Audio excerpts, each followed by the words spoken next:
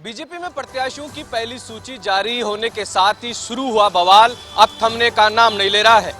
कोटपुतली से मुकेश गोयल के टिकट कटने के बाद नाराज समर्थकों और कार्यकर्ताओं ने आज भाजपा मुख्यालय पहुंचकर जमकर नारेबाजी की और हंसराज पटेल के टिकट का विरोध जताया। कार्यकर्ताओं ने कहा कि अगर कोटपुतली से टिकट पर पुनर्विचार नहीं किया तो बड़ी तादाद में कोटपुतली से पदाधिकारी और कार्यकर्ता पार्टी से इस्तीफा देंगे। कमोबेश 41 सभी सीटों पर बीजेपी में बवाल देखने को मिल रहा है। वहीं पार्टी डैमेज कंट्रोल में जुटी है, लेकिन फिलहाल डैमेज कंट्रोल में कोई सफलता नहीं मिली है। ऐसे में बीजेपी के सामने अब डैमेज कंट्रोल करना एक बड़ी चुनौती नजर आ रही है। कांग्रेस पार्टी में उम्मीदवारों की पहली लिस्ट को लेकर काउंटडाउन शुरू हो गया है। अब उम्मीदवारों के चयन की प्रक्रिया जयपुर से दिल्ली शिफ्ट हो गई है। मुख्यमंत्री अशोक गहलोत, पीसीसी चीफ गोविंद सिंह डोटासरा समेत कोर ग्रुप के सभी सदस्य आज दिल्ली दौरे पर हैं। दिल्ली में स्क्रीनिंग कमेटी की बैठक में आज पीसीसी की ओर से पीईसी के सदस्यों द्वारा दिए गए पैनल पर चर्चा हो रही है और पहली लिस्ट में माना जा रहा है कि 80 के करीब नाम शामिल होंगे और स्क्रीनिंग कमेटी की बैठक में आज एक एक सीट को लेकर स्क्रूटनी की जा रही है। बहुत जल्द यानी कि 17 या 18 अक्टूबर को कांग्रेस पार्टी उम्मीदवारों की पहली लिस्ट जारी कर सकती है। स्क्रीनिंग कमेटी की ओर से आज तैयार की गई लिस्ट को सीईसी में रखा जाएगा और सीईसी में उन नामों पर मुहर लगेगी। ऐसे में कांग्रेस पार्टी के पहली लिस्ट को लगातार इंतजार किया जा रहा है और उस लिस्ट में वरिष्ठ नेताओं के साथ हारी हुई 52 सीटों पर भी कांग्रेस उम्मीदवारों के नाम शामिल हो सकते हैं। गणपति प्लाजा स्थित रोयरा लॉकर्स में आज दूसरे दिन भी आयकर विभाग की छापामार कार्रवाई जारी रही। दिन भर यहां पर जो लॉकर्स ओनर हैं वो भी आए और उन्होंने आयकर विभाग की टीम से अपने अपने लॉकर के बारे में जानकारी ली। आयकर विभाग की टीम ने सभी लॉकर्स ओनर को आश्वस्त किया कि आपके लॉकर में जो भी है वो सामान आपका है, चाहे वो नकदी के रूप में हो, चाहे वो सोने के रूप में हो। साथ ही जो संदिग्ध लॉकर पाए गए हैं उन पर छापामार कार्रवाई की गई है। सूत्रों से मिली जानकारी के अनुसार जो लॉकरों की चाबी नहीं मिली थी उनको ताला तोड़ने के लिए एक विशेषज्ञ ताला तोड़ने वाले को लाया गया था, जिसे पुलिस बाहर भी छोड़कर आई है। सूत्रों से मिली जानकारी के अनुसार कार्रवाई अभी चल रही है। देर शाम तक कार्रवाई का दौर जारी रहा और कार्रवाई लंबी चलने की संभावना बनी हुई है। राजधानी जयपुर में प्रतापनगर थाना पुलिस ने बड़ी कार्रवाई करते हुए साइबर ठगी करने वाले गिरोह का पर्दाफाश किया है। पुलिस ने गिरोह के 8 शातिर बदमाशों को गिरफ्तार किया है। पुलिस ने आरोपियों से लैपटॉप, मोबाइल, आधार कार्ड, पैन कार्ड समेत अन्य दस्तावेज बरामद किए हैं। तुंगा थाने के एएसआई महिपाल सिंह से पुलिस को सूचना मिली थी। सूचना के बाद प्रतापनगर थाना पुलिस ने जगतपुरा स्थित एक फ्लैट के अंदर दबिश दी। दबिश के दौरान 8 शातिर बदमाश फर्जी तरीके से आधिकारिक वेबसाइट के जरिए डॉक्यूमेंट्स में काट छांट कर फर्जी दस्तावेज तैयार कर रहे थे। इन्हीं फर्जी दस्तावेजों के जरिए ये शातिर गिरोह फर्जी तरीके से सिम कार्ड लेता है और इन सिम कार्डों के जरिए यह देश भर के अंदर ठगी की वारदातों को अंजाम देते हैं। बताया जा रहा है कि ये शातिर बदमाश कयूम खान, हसरत और इसके अलावा रौबदीन के इशारे पर जयपुर शहर में आए थे। सौरभ मीणा नाम का शख्स इन्हीं सब बदमाशों को छोटा लालच दे करके यहाँ पर लेकर आया था और इनके डॉक्यूमेंट में काट छांट कर इनको अपने काम में ले रहा था। पुलिस की पूछताछ में सामने आया कि इन शातिर बदमाशों ने सैकड़ों लोगों को फर्जी तरीके से डॉक्यूमेंट प्रोवाइड कराए हैं। इन फर्जी डॉक्यूमेंट के बेस पर ये शातिर ठग बड़े पैमाने पर राजस्थान समेत विभिन्न शहरों के अंदर ठगी की वारदातों को अंजाम दे रहे थे। बहरहाल पुलिस की टीम इन सभी बदमाशों से पूछताछ कर इनके नेटवर्क को खंगाल रही है। 14 अक्टूबर को विश्व मानक दिवस के रूप में मनाया जाता है। इसके तहत भारतीय मानक ब्यूरो जयपुर शाखा की ओर से मानक महोत्सव का आयोजन किया गया।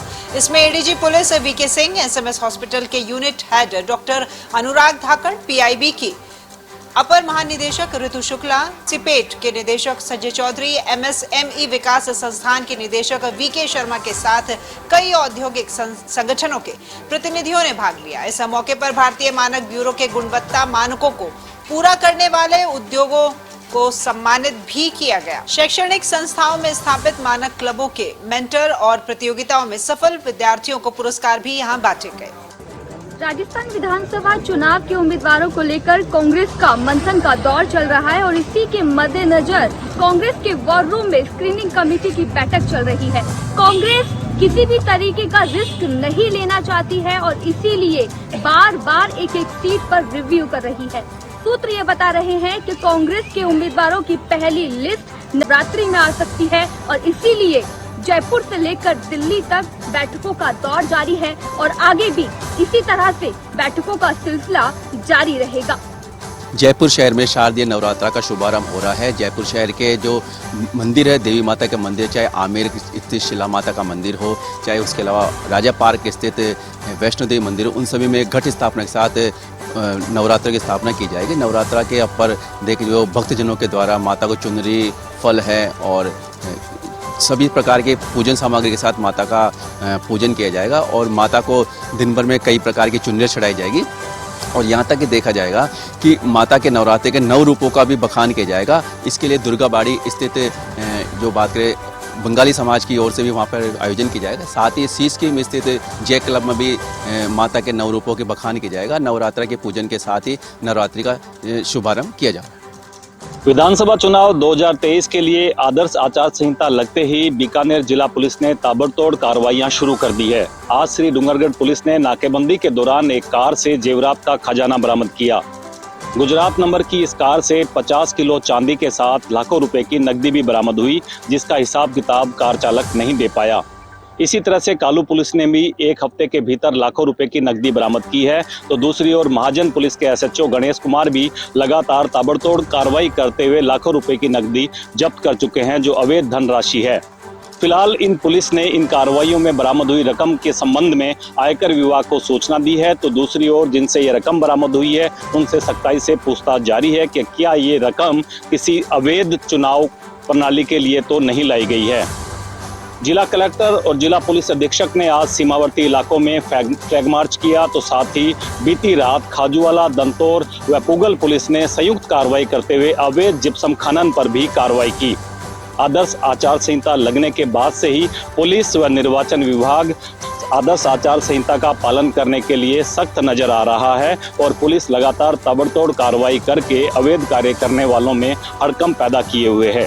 डीग जिले की जोड़ा थाना पुलिस ने ग्रामीण क्षेत्रों में अवैध रूप से संचालित हो रही एटीएम मशीनों के खिलाफ कार्रवाई करते हुए 2,94,800 रुपये की नकदी, 4 एटीएम मशीन, 5 पॉस मशीन व 4 नोट गिनने की मशीन सहित अन्य दस्तावेज बरामद किए हैं। जुरेड़ा थाना अधिकारी महेश मीणा ने बताया कि गांव सबलगढ़ और बामनी में 5 ठिकानों पर दबिश देकर 4 एटीएम मशीन, 5 पॉस मशीन, 2,94,800 रुपये की नकदी, 2 laptop, 10 ATM card, passbook, chequebook व ट्रांजैक्शन करने के दस्तावेज बरामद किए गए हैं। पुलिस ने 4 नोट गिनने की मशीन भी जब्त की है।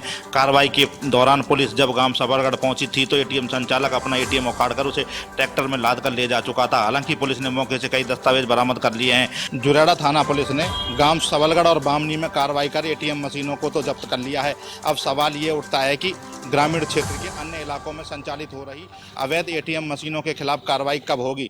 सवारियों से भरी बस में अचानक लगी आग लगने के बाद मची अफरा तफरी। सवारियों का सामान जलकर खाक। हादसे में नहीं हुई कोई जनहानि। दमकल की सहायता से आग पर पाया काबू। दिल्ली से अजमेर जा रही थी बस। हाईवे स्थित मोलाहेड़ा के पास देर रात की घटना।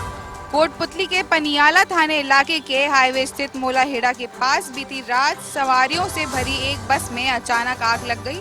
आग लगते ही बस धू कर जल उठी। गनीमत रही कि हादसे में कोई जनहानि नहीं हुई। हालांकि बस में रखा सवारियों का सामान आग से जलकर खाक हो गया। सूचना पर पुलिस मौके पर पहुंची और दमकल की सहायता से आग पर काबू पाया। बताया जा रहा है कि सवारियों से भरी बस दिल्ली से अजमेर जा रही थी। मोलाहेड़ा के पास पहुंचने पर बस से आग की लपटें व धुआं निकलने लगा। यह देख बस चालक ने बस को रोक दिया। आग लगती देख बस में सवार यात्रियों में अफरा तफरी मच गई। सवारियों ने बस से बाहर निकलकर जान बचाई। आग लगने का पुख्ता कारण पता नहीं चल पाया है। फिलहाल पुलिस की जांच जारी है। प्रदेश में अपराध इस कदर बढ़ गए हैं कि अब रक्षकों को भी रक्षा की जरूरत पड़ने लगी है। कुछ ऐसा ही हुआ अलवर में, जहां दिल्ली पुलिस की टीम जब आरोपी को पकड़ने गई तो आरोपी और उसके परिजनों ने पुलिस के साथ मारपीट कर दी। बता दें कि अलवर के लक्ष्मणगढ़ में जब दिल्ली पुलिस की टीम आरोपी को पकड़ने गई तो आरोपी के साथ उसके परिजनों ने मिलकर मारपीट कर दी। इतना ही नहीं, आरोपी के परिजनों ने आरोपी को पुलिस के कब्जे से भी छुड़ा लिया। बता दें कि बदमाशों ने पुलिस की गाड़ी के शीशे तोड़ दिए। ऐसे में दिल्ली पुलिस के जवानों ने भागकर अपनी जान बचाई। बता दें कि आरोपी गढ़ी गांव से सजनपुरी में रहकर सोशल साइट पर ठगी करता था। ऐसे में जब आरोपी को पकड़ने पुलिस गई तो पुलिस के साथ इस तरह का बर्ताव किया गया। प्रदेश में पुलिस के साथ इस तरह का बर्ताव ये साफ साबित करता है कि अपराध किस लेवल तक पहुंच चुका है। राजधानी जयपुर में बदमाशों के हौसले बुलंद होते नजर आ रहे हैं। 4 बदमाशों ने कॉलेज स्टूडेंट की हत्या कर दी है। चोमू बाईपाल स्थित हाड़ोता के पास स्कॉर्पियो सवार 4 बदमाशों ने कुचलकर एक वेटरनरी कॉलेज स्टूडेंट की हत्या कर दी। वहीं इस घटना में एक स्टूडेंट का पैर काट दिया गया है। पुलिस के मुताबिक चोमू बाईपास स्थित MJRP कॉलेज के स्टूडेंट कैफे में एक बर्थडे पार्टी कर रहे थे। पार्टी को सेलिब्रेट करके बलकेश प्रतीक और उसके दोस्त बाहर निकले। इसके बाद अचानक से तेज रफ्तार में स्कॉर्पियो गाड़ी ने वेटरनरी स्टूडेंट बलकेश प्रतीक पर गाड़ी चढ़ा दी। दोस्तों ने बाइक से स्कॉर्पियो गाड़ी का पीछा भी किया, लेकिन बदमाश स्कॉर्पियो लेकर फरार हो गए। कुछ समय बाद फिर से स्कॉर्पियो सवार मनीष गुर्जर ने गाड़ी चढ़ाकर स्टूडेंट प्रतीक व बलदेव को घायल कर दिया और स्कॉर्पियो सवार बदमाश गाड़ी छोड़कर फरार हो गए। प्रतीक और बलकेश के दोस्तों ने दोनों को अस्पताल में भर्ती कराया। सूचना पर पुलिस ने मौके पर पहुंचकर मामले की जांच पड़ताल शुरू कर दी। पुलिस ने गाड़ी का नंबर देखते हुए गाड़ी का पता कर एक अपराधी को गिरफ्तार भी कर लिया। शिक्षा राज्य मंत्री जाहिदा खान के खिलाफ विरोध रुकने का नाम नहीं ले रहा है। लगातार विरोध जारी है। ऐसे में ही कामा क्षेत्र से बड़ी संख्या में लोग आज कांग्रेस कार्यालय पहुंचे, जहां कांग्रेस कार्यालय पहुंचने के बाद जाहिदा खान के खिलाफ जमकर नारेबाजी करी गई। इस दौरान वहां पहुंचे लोगों ने जाहिदा खान के खिलाफ हाथों में तख्तियां लहराते हुए नारेबाजी करी और इस दौरान कहा कि गहलोत तुझसे बैर नहीं, लेकिन जाहिदा तेरी खैर नहीं। लगातार जाहिदा खान के खिलाफ विरोध बढ़ता ही जा रहा है, बल्कि विरोध थमने का नाम भी नहीं ले रहा है। अब ऐसे में कामा क्षेत्र के लोगों ने जाहिदा खान के खिलाफ मोर्चा खोल दिया है और हाथों में तख्तियां लहराते हुए जाहिदा खान के खिलाफ में नारेबाजी करते हुए कहा है कि जाहिदा खान के अलावा किसी को भी मैदान में उतार दिया जाता है तो वो उसका जमकर यानी कि खुलकर समर्थन करेंगे, लेकिन जाहिदा खान को किसी भी सूरत में वो बर्दाश्त नहीं करेंगे। इस दौरान PCC चीफ गोविंद सिंह डोटासरा से भी लोगों ने मुलाकात करी और डोटासरा से मुलाकात करते हुए जाहिदा खान का टिकट काटने की मांग करी है। ग्रामीणों ने कहा है कि जाहिदा खान के अलावा यदि किसी को भी कांग्रेस टिकट देती है वे खुलकर समर्थन करेंगे और उसे जिता कर लेकर आएंगे, लेकिन उसके बावजूद भी लोगों का कहना है कि अगर जाहिदा खान को टिकट दिया जाता है तो वे उसका विरोध करेंगे और किसी भी सूरत में जाहिदा खान को जीतने नहीं देंगे। विधानसभा चुनाव में प्रत्याशी लिस्ट जारी होने के बाद बगावती तेवर तो आपने देखे ही होंगे। इन्हीं बगावती तेवरों से निजात पाने के लिए कांग्रेस ने एक नई रणनीति अपनाई है। जी हां, आपको बता दें कि अजमेर में कांग्रेस ने पर्यवेक्षक भेज दावेदारों की नवज टटोली है। आपको बता दें कि ICC पर्यवेक्षक सीमा जोशी, PCC पर्यवेक्षक रूबी खान और मुकुल गोयल अजमेर पहुंचे हैं, जहां उन्होंने पुष्कर, अजमेर उत्तर व दक्षिण, मासूदा सहित विभिन्न विधानसभा क्षेत्रों के दावेदारों से मुलाकात की है और नवज टटोली है, जिससे कांग्रेस को प्रत्याशी लिस्ट जारी होने के बाद में उठने वाले बगावती तेवरों को दबाने में सहायता मिलेगी। वहीं पर्यवेक्षक सीमा जोशी और रूबी खान ने दावा किया है कि कांग्रेस में किसी भी स्तर पर बगावत नहीं होगी। वहीं उन्होंने बीजेपी पर निशाना साधते हुए कहा है कि बीजेपी ने मैदान में अपने 7 सांसद उतारे हैं। वहीं बीजेपी द्वारा मैदान में 7 सांसदों को उतारने को लेकर उन्होंने कहा है कि बीजेपी कांग्रेस की गहलोत सरकार से डर गई है, इसलिए वे अपने सांसदों का सहारा ले रही है। आगे देखा जाएगा कि कांग्रेस की ये पर्यवेक्षकों द्वारा नवज टटोलने की रणनीति कहां तक कारगर होती है। खबर राजधानी जयपुर के भांकरोटा थाना इलाके से है, जहां एक प्लास्टिक फैक्ट्री में आग लग गई। आग इतनी भयावह थी कि देखते देखते इलाके में अफरा तफरी मच गई। फैक्ट्री में पाइप रखे होने के कारण आग ने विकराल रूप धारण कर लिया। दमकल कर्मियों को आग पर काबू पाने के लिए कड़ी मशक्कत का सामना करना पड़ा। करीब 1 दर्जन से ज्यादा दमकलों की सहायता से करीब 5 घंटे की मशक्कत के बाद आग पर काबू पाया गया, लेकिन जब तक आग पर काबू पाया जाता तब तक फैक्ट्री में रखा करोड़ों रुपए का सामान जलकर खाक हो गया। जांच में पाया कि शॉर्ट सर्किट होने की वजह से फैक्ट्री में आग लगी थी। फिलहाल पुलिस ने जांच शुरू कर दी है। जिस मेहमान का रहता है साल भर से इंतजार, वो पहुंच चुके हैं सन सिटी के पार। जी हाँ दोस्तों, हम बात कर रहे हैं साइबेरियन पक्षी कुरंजा के। सर्दी के साथ ही जोधपुर जिले की लुणी क्षेत्र में विदेशी मेहमान साइबेरियन पक्षी कुरंजा के झुंडों ने डेरा जमा दिया है। दिन भर आसमान में कुरंजा की गूंज गूंजने लगी है। बता दें कि सर्दियों के साथ ही हर साल कुरंजा हजारों साइबेरिया रूस से भारत आते हैं और सर्दी में यहीं रहकर अपनी जीवन यापन करते हैं। इन झुंडों ने लुणी, सतलाना, शिकारपुरा, मोगड़ा आदि गांवों के तालाबों पर अपना डेरा जमाया है। जैसे जैसे सर्दियों के दिन बढ़ेगी वैसे वैसे इनकी तादाद भी बढ़ती जाएगी। आपको बता दें कि अल सुबह सूर्य उदय से पहले यह पक्षी तालाब से दाना चुग कर दोपहर बाद यह पक्षी तालाब पर जाकर विश्राम कर अपनी प्यास बुझाते हैं। इसी तरह इनकी रोज की दिनचर्या तालाबों पर विश्राम कर प्यास बुझाना तथा खेतों से दाना चुगना और बाकी के समय आसमान में किलकारियां करना होता है। और गढ़साना क्षेत्र जहां पर सफेद सोना यानी जिप्सम भारी मात्रा में पाया जाता है, परंतु आए दिन भूमाफियों और खनन माफियों के द्वारा उसी जिप्सम का अवैध खनन किया जाता है। ऐसा ही मामला शनिवार को देखने को सामने आया जब गढ़साना, रावला पुलिस और खनन विभाग, परिवहन विभाग के द्वारा संयुक्त रूप से एक कार्रवाई को अंजाम दिया गया। कार्रवाई में रावला पुलिस ने अवैध रूप से खनन कर रहे 4 ट्रकों को जब्त किया, जबकि गढ़साना पुलिस के द्वारा 1 ट्रक, 1 ट्रैक्टर, 1 मोटरसाइकिल और 1 जेसीबी को अवैध खनन करते दौरान जब्त किया गया और मौके पर ही मामलों को खनन विभाग और परिवहन विभाग को सुपुर्द किया गया है। एसपी राजेंद्र कुमार ने बताया कि आगामी विधानसभा चुनावों के मद्देनजर पुलिस बेहद ही सतर्क है और उनके द्वारा अवैध नशे, तस्करी और हथियारों के खिलाफ कार्रवाई की जा रही है। ऐसी ही कार्रवाई को गढ़साना पुलिस और रावला पुलिस ने शनिवार को अंजाम दिया और उन्होंने बताया कि आगे भी ऐसे कार्रवाइयों को लगातार पुलिस अंजाम देती रहेगी।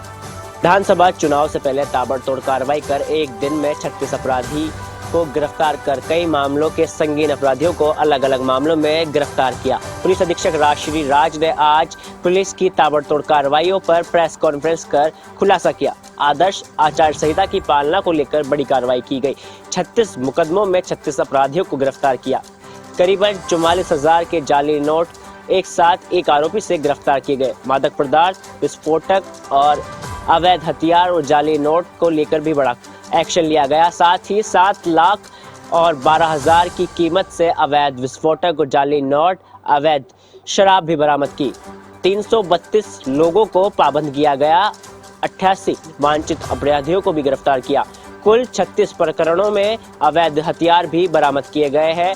करीबन 5,30,000 की लागत की स्मैक भी बरामद की। प्रदेश में कोई दुकानें सोए जिसकी मंशा को लेकर प्रदेश के मुख्यमंत्री अशोक गहलोत ने पहले शहरी क्षेत्र में इंदिरा रसोई शुरू की थी, जिसको इंदिरा से शुरू होने के बाद अच्छी सफलता मिली थी। उसके बाद 2022-2023 बजट घोषणा में मुख्यमंत्री ने ग्राम पंचायत स्तर पर इंदिरा रसोई शुरू की थी, जिसकी सुमेरपुर पंचायत समिति के 30 ग्राम पंचायतों में 6 जगह इंदिरा रसोई शुरू हुई थी। लेकिन मैं आपको बताना चाहूँगा, सुमेरपुर पंचायत समिति के 9वीं गांव में 15 दिन पहले इंदिरा रसोई विधि विधान से पूजा अर्चना कर जनप्रतिनिधियों और सरकारी के अधिकारियों ने शुरू की थी। लेकिन इंदिरा रसोई करीबन 10 दिन के बाद इंदिरा रसोई के ऊपर ताले लग गए। ताले लगने के कारण ग्रामीणों को काफ़ी परेशानी का सामना करना पड़ रहा था। लेकिन समाचार प्लस ने इस खबर को प्रमुखता से दिखाई और प्रमुखता से दिखाने के बाद कुछ अधिकारियों ने ग्राम पंचायत लेवल के अधिकारियों पर फटकार लगाई कि इंदिरा रसोई 15 दिन के अंदर कैसे बन रही, जिसको लेकर समाचार प्लस खबर चलने के बाद एक बार फिर इंदिरा रसोई शुरू हुई है, जिससे ग्रामीणों को इंदिरा रसोई का खाना मिलने लगा। ग्रामीणों ने बताया कि हमने इंदिरा रसोई के ताले लगने के बाद उस अधिकारियों को अवगत कराया था, लेकिन किसी ने ध्यान नहीं दिया। लेकिन समाचार प्लस की खबर लगते ही जिला कलेक्टर हो या ग्राम विकास अधिकारी हो या विकास अधिकारी सोनलाल डारा ने संवेदक को फटकार लगाते हुए कहा कि जल्दी से जल्दी इंदिरा रसोई से शुरू की जाए। लेकिन समाचार प्लस की खबर का असर देखने को मिला है। झालावाड़ जिले में आरएस बनकर बेरोजगार युवकों से की ठगी। 3 करोड़ रुपए की चपत झालावाड़ जिले और रायगढ़ जिले के सुसनेर में लगाई। ऐसे में सुसनेर पुलिस की तत्परता से जयपुर से 2 आरोपियों को किया गिरफ्तार। खुलासा में बताया है कि झालावाड़ जिले के भवानी मंडी डग चोमेला में भी बेरोजगारों को ठगी का बनाया शिकार। ऐसे में फर्जी दस्तावेज देकर सरकारी नौकरी देने का दिया झांसा और सुसनेर में दोनों आरोपियों को पुलिस ने किया गिरफ्त में। और भी बड़े खुलासे होने की संभावना देखी जा रही। कोटपुतली बहरोड जिला पुलिस की अनूठी पहल मतदान और सी विजिल ऐप के प्रति चलाया जागरूकता अभियान। रैली निकालकर लोगों को दिया संदेश। मतदान के प्रति आमजन को जागरूक कर विधानसभा चुनाव में हर वर्ग की भागीदारी के साथ निष्पक्ष, भयमुक्त मतदान तथा आचार संहिता की पालना के लिए पुलिस ने अनूठी पहल की है। एसपी रंजीता शर्मा के सुपरविजन में कोटपुतली के राजकीय LBS PG कॉलेज स्थित पुलिस लाइन में जागरूकता कार्यक्रम का आयोजन किया गया। कार्यक्रम में स्कूल कॉलेज के विद्यार्थियों समेत सुरक्षा सखी CLG सदस्य, पुलिस मित्र व बड़ी संख्या में लोग शामिल हुए। साथ ही जिले के 1 दर्जन से अधिक थानों के अधिकारी व जवानों ने भी हिस्सा लिया। इस दौरान चुनाव आचार संहिता की पालना और सी विजिल ऐप के प्रति जागरूकता पैदा करने के उद्देश्य से जागरूकता रैली निकाली गई। वहीं आयोजित प्रश्नोत्तरी कार्यक्रम में विजेताओं को किया पुरस्कृत। SP रंजिता शर्मा समेत पुलिस अधिकारी रहे मौजूद। भरतपुर में इन दिनों मौसम चुनावी है और ऐसे में बगावत की बयार भी चलने लगी है। भाजपा की पहली सूची आने के बाद कुछ नेताओं ने जहां बगावत की है, तो वहीं दूसरी ओर बात करें कांग्रेस की, तो कांग्रेस की हालांकि अभी कोई सूची नहीं आई है, लेकिन कुछ नेताओं द्वारा बगावत शुरू कर दी गई है। समाचार प्लस को विश्वसनीय सूत्रों के हवाले से जानकारी मिली है कि कांग्रेस के पूर्व जिलाध्यक्ष और नगर निगम में डिप्टी मेयर गिरीश चौधरी बगावत करने की पूरी तैयारी कर चुके हैं। गिरीश चौधरी भरतपुर विधानसभा क्षेत्र से बहुजन समाज पार्टी के प्रत्याशी हो सकते हैं। गिरीश चौधरी वर्तमान में नगर निगम में डिप्टी मेयर के पद पर आसीन हैं। 2 बार नदबई विधानसभा क्षेत्र से कांग्रेस के टिकट पर चुनाव भी लड़ चुके हैं और संभावना जताई जा रही है कि बगावत की घोषणा गिरीश चौधरी कल बाकायदा प्रेस कॉन्फ्रेंस करके कर सकते हैं। हम आपको बता दें कि गिरीश चौधरी महारानी श्री जया कॉलेज छात्र संघ के अध्यक्ष रह चुके हैं। उनकी भाभी लीलावती भरतपुर की जिला प्रमुख रह चुकी हैं। उनकी धर्मपत्नी मीनू सिंह भरतपुर की उप जिला प्रमुख के अलावा रूपबास पंचायत समिति की प्रधान भी रह चुकी हैं। कांग्रेस के बड़े नेता द्वारा की जाने वाली बगावत के बाद भरतपुर विधानसभा सीट पर मुकाबला रोचक हो जाएगा और देखने वाली बात ये होगी कि ऊंट आखिर किस करवट इस चुनाव में बैठेगा। किशनगढ़ विधानसभा क्षेत्र से भाजपा के उम्मीदवार घोषित करने के बाद अब कांग्रेस के उम्मीदवार पर सबकी निगाहें टिकी है। इस बीच उपखंड प्रशासन ने भी चुनावी तैयारियों को अंतिम रूप देना शुरू कर दिया है। किशनगढ़ उपखंड प्रशासन ने विधानसभा चुनाव के लिए निर्वाचन आयोग की ओर से मतदाताओं का आंकड़ा फाइनल करने के बाद मतदान केंद्र तय कर वहां मतदाताओं के लिए सभी आवश्यक व्यवस्थाएं पूर्ण कर ली है।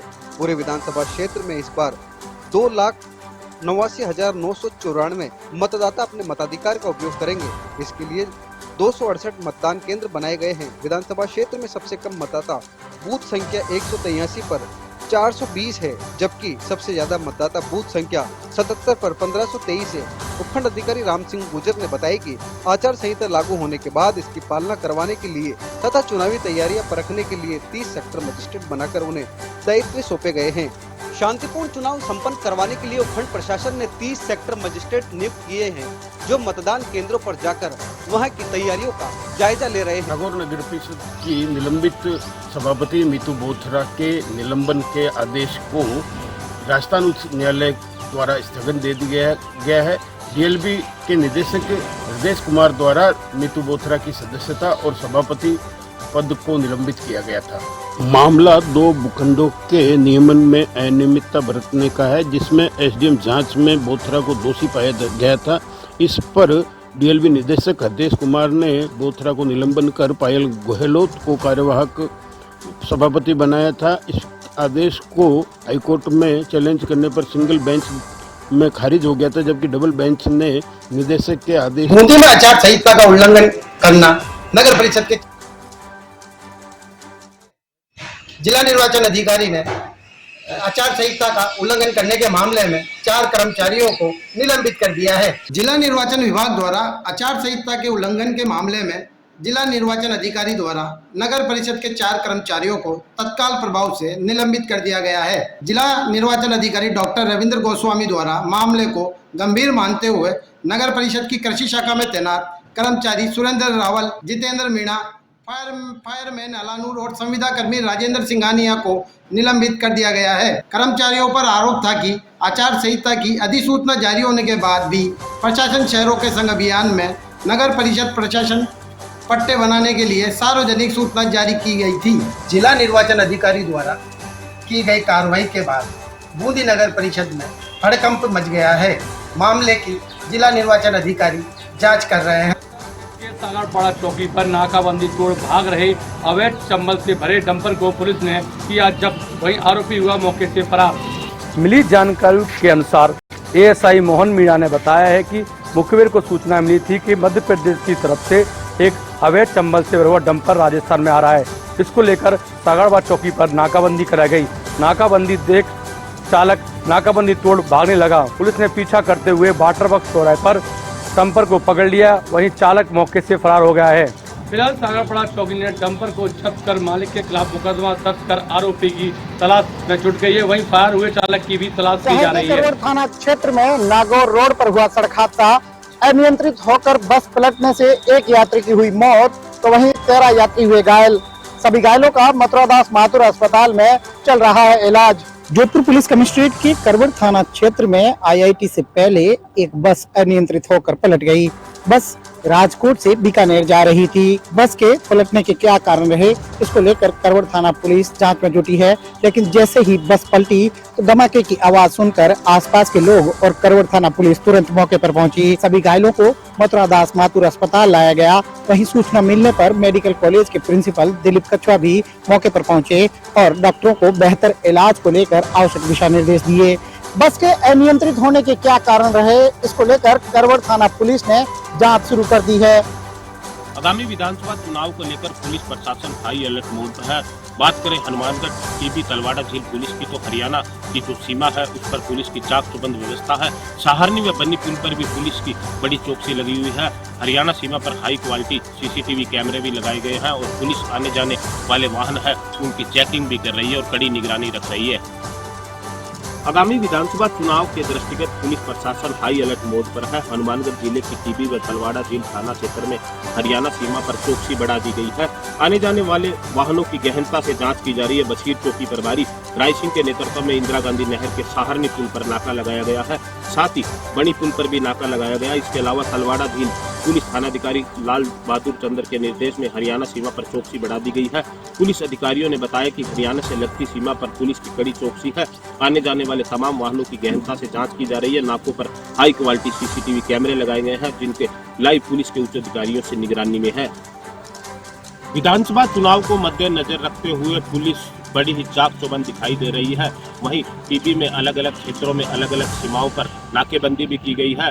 पुलिस द्वारा हाई क्वालिटी सीसीटीवी कैमरे से निगरानी की जा रही है और दूसरी तरफ आने जाने वाले वाहनों की चेकिंग भी की जा रही है। जयपुर शहर में शारदीय नवरात्रा का शुभारंभ हो रहा है। जयपुर शहर के जो मंदिर है, देवी माता के मंदिर, चाहे आमेर स्थित शिला माता का मंदिर हो, चाहे उसके अलावा राजा पार्क स्थित वैष्णो देवी मंदिर हो, उन सभी में घट स्थापना के साथ नवरात्र की स्थापना की जाएगी। नवरात्रा के अपर देख जो भक्तजनों के द्वारा माता को चुनरी, फल है और सभी प्रकार के पूजन सामग्री के साथ माता का पूजन किया जाएगा और माता को दिन भर में कई प्रकार की चुनरी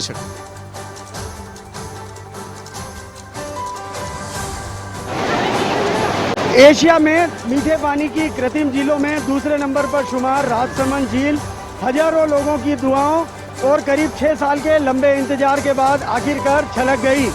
राजसमंद की ऐतिहासिक झील छलकने का नजारा देखने के लिए इन दोनों शहर सहित आसपास गांव के लोगों का मजमा लगा हुआ है। वहीं रपट के किनारे मेला लगा है। ग्रामीण इस रपट को छलकते हुए नजारा देखने के लिए काफी उत्साहित है और झील के पानी से नहाने का लुत्फ भी उठा रहे हैं। यह झील इससे पूर्व 2017 में छलकी थी, जो अब बिपरजोय तूफान के कारण लबालब हुई है। झील में गोमती नदी और खारी फीडर के पानी की आवक होने से दोनों ही बड़े तेज रफ्तार के साथ रपट बह रही है और लोग लगातार सुबह से लेकर शाम तक झील की रपट पर बने हुए हैं। राजसमंद झील के ओवरफ्लो पॉइंट पे लगातार बढ़ती भीड़ के चलते प्रशासन द्वारा पुलिस की पर्याप्त व्यवस्था की गई है। वहीं आम जनों से झील में नहीं उतरने के लिए अपील की जा रही है। अजमेर की बड़ी खबर, जिला पुलिस को बड़ी सफलता मिली 2 बड़ी वारदातों के खुलासा करने में। जिला पुलिस कप्तान चुनाराम जाट के मुताबिक पहली सफलता उस वक्त मिली जब किशनगढ़ के अंदर बंदूक की नोक पर, वो भी खिलौनों वाली बंदूक की नोक पर, बैंक में खुलेआम लूट करने वाले अपराधियों को गिरफ्तार किया गया और इनके कब्जे से खिलौना नु भी वो बंदूक बरामद की गई जिसे दिखाकर लूट की गई। तो वही दूसरी सफलता आज अजमेर के कुंदन नगर इलाके में उस बड़ी वारदात को अंजाम देने आए अपराधियों को धर दबोचने में मिली। जो चुनावों से पूर्व 3 लोगों को जान से मारने की नीयत रख अजमेर में आए थे। इनके कब्जे से पुलिस ने 7 पिस्तौल, 82 कारतूस और 14 मैगजीन भी बरामद की हैं। विधानसभा से पूर्व पुलिस को मिली इस बड़ी सफलता के बाद जिले भर में कानून व्यवस्था को लेकर और पुख्ता इंतजाम किए जा रहे हैं, तो वहीं पुलिस भी अब पैनी निगाहें जमाए हुए है। क्षेत्र की पचपदरा पुलिस ने होटल की आड़ में हो रहे अनैतिक कारोबार का किया भंडाफोड़। इस्पा की आड़ में संचालित हो रही अनैतिक गतिविधियों पर पचपदरा पुलिस की कार्रवाई। पचपदरा पुलिस उप अधीक्षक भूपेंद्र सिंह ने की कार्रवाई। की पचपदरा पुलिस ने बड़ी कार्रवाई करते हुए होटल की आड़ में संचालित हो रहे अनैतिक कारोबार का भंडाफोड़ किया है। कार्रवाई पचपदरा पुलिस के उप अधीक्षक भूपेंद्र के नेतृत्व में हुई है। पुलिस को मुखबिर के जरिए सूचना मिली थी कि होटल में अनैतिक कारोबार का संचालन हो रहा है, जिस पर पुलिस ने बोगस ग्राहक बनाकर होटल भेजा और उसके बाद कार्रवाई की। कार्रवाई के दौरान होटल से 8 विदेशी युवतियों सहित 10 युवतियों व 6 ग्राहकों को भी पुलिस ने गिरफ्तार किया है। पुलिस कार्रवाई के बाद इस्पा सेंटर संचालकों में हड़कंप मच गया। गौरतलब है कि बालोतरा क्षेत्र में लंबे समय से इस्पा सेंटर्स का संचालन हो रहा है। बालोतरा पुलिस की सख्ती के बाद पचपदरा में हुई कार्रवाई के बाद इस्पा सेंटर संचालक भाग खड़े हुए। इस प्रकार की सख्त कार्रवाई से इस्पा सेंटर और अनैतिक गतिविधियों का संचालन बंद हो सकता है।